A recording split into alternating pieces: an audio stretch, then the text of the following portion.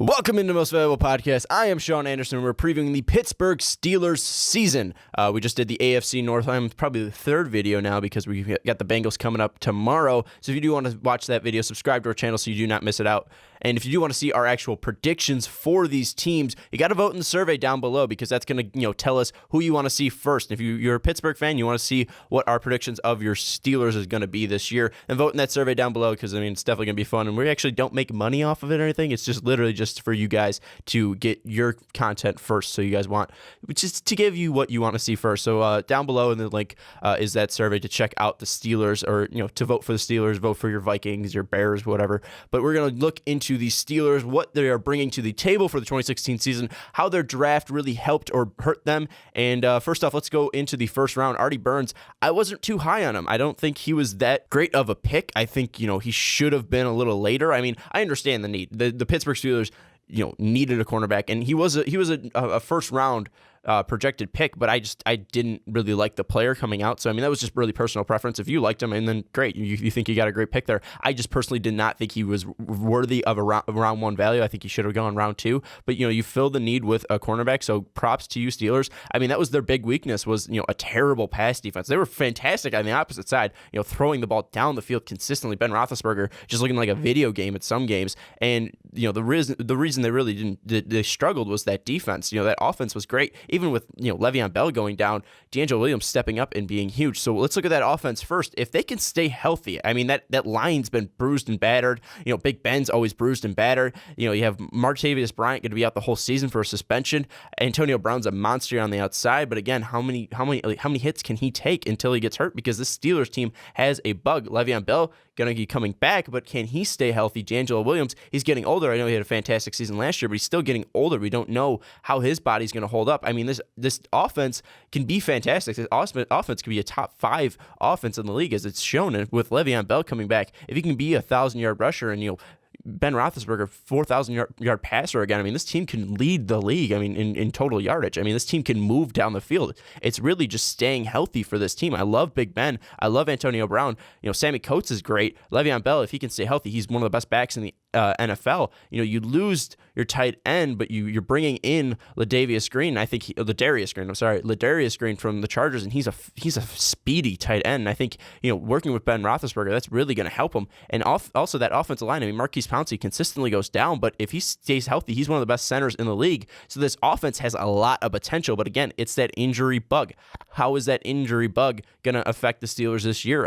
If they still stay healthy, again, I think they can be a top 5 offense in this league. You look at the other side in the defense, though, you got 2 great young linebackers in Shazier and Dupree. You got a guy who I love in Stephon Tuitt because he's a Notre Dame guy. You have Cameron Hayward, who's fantastic on the line as well. But then you got older players like Lawrence Timmons. You got William Gay. You have older guys here, and you don't know how they're going to hold up. So this defense, it's got potential because of their young players, and maybe Artie Burns could contribute a lot to that secondary. I don't think it's going to happen, but you have 2 great linebackers in Dupree and Shazier. You got, veteran help from Timmons. I think this defense isn't going to be that great. I think if they're going to be in the bottom 20 or bottom 10 of the league, I don't think they're going to be that flashy. But if you have a great offense like that, the NFL is going to a team where you just need to outscore your opponent. Obviously you need to outscore opponents to win, but put up a ton of points. That's basically the game of the NFL now. It's not about defense anymore. It's about the offense, and the Steelers do have a great offense. And looking at the schedule, how it plays out for them, they have to go up against the AFC East, which is going to be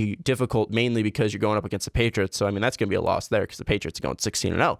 But, you're going up against a team in the Miami Dolphins who are basically going through a whole rehaul. So, that might be an easy win there. You're going up against the Jets, who have been up and down. Will they have a starting quarterback that they can rely on? Then you're going up against the NFC East, a division that really lacks a leader. I know the Redskins really stepped it up last year, but can they do that again? The Eagles have always been up and down and fluctuating. They were one of the worst teams last year.